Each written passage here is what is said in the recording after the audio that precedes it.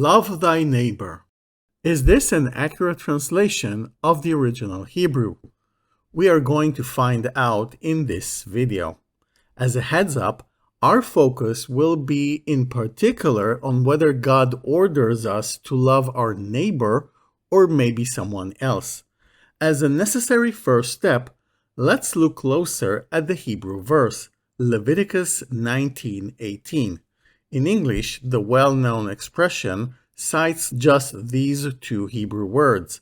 On the other hand, in Judaism and common Hebrew parlance, we include an extra word to form a standard expression, which reads, vehavta lereacha kamocha. If we further break down the three Hebrew words into their smaller grammatical elements, like prefixes and suffixes, we actually get 8 units, one of which is not present in the English. This means that each Hebrew word encapsulates a lot of meaning. So let's now get down to business and go over each of the words and their different components. The first is vehavta. This is the Hebrew root, which appears in the Bible a bit more than 50 times, placed in several grammatical molds, like the word ahava, love. I think it would be interesting to do a whole video about this word, but I digress. Before the root of the word comes the letter vav. If you've watched my earlier videos, like the one about Genesis 1:3, then you might recall the concept of the converting vav. It serves as the conjunction and. Note that it does not mean but as appearing in most major English translations. At the same time, it also converts the verb it is attached to from the past tense to the future and vice versa.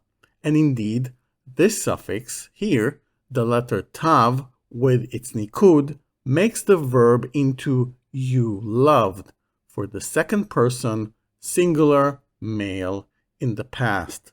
So without the vav, the verse would have literally said, you loved your neighbor. With the converting vav, however, it turns into, and you shall love in the future. This is a unique feature of the Hebrew Bible, and it is used untold number of times across the whole text. By the way, the translation of the vav as and is supported by context, since the message conveyed by the first part of the verse is in agreement with that in the second part, not contradicting it. The next word is lereacha.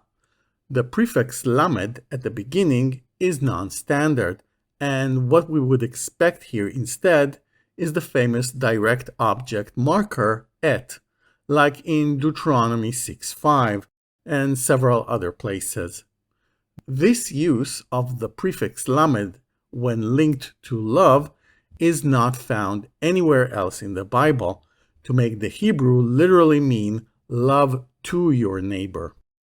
Which brings us back to the question, is it our neighbor that we must love? To answer this, we better look closer at the meaning of this word, rea. In Psalms 122:8, it clearly means friend or companion, and together with the prefixes and suffixes, literally reads, and my friends. In 1 Chronicles 27:33, Hushai the Archite, or Hushai Ha'arachi in Hebrew, is mentioned as a friend of King David. And from the words of Absalom, or Avshalom, to Hushai, asking the latter why he didn't escape with David, it's possible to infer that this was a mutual friendship, not just being a companion to the king. This same word is also used to describe the 3 friends of Job who came to console him. The text strongly suggests they didn't live next door to Job. Before we go to the most frequent use of rea, let's add the suffix kaf, which here indicates the conjugation for the possessive to mean your in the second person, male and singular. The unit re'acha appears again and again in biblical laws that guide people on how they must treat each other. It is prominently found 4 times in the 10 Commandments. Based on the other instances of rea mentioned earlier, it seems to me that neighbor, at least as defined in modern English, is too narrow.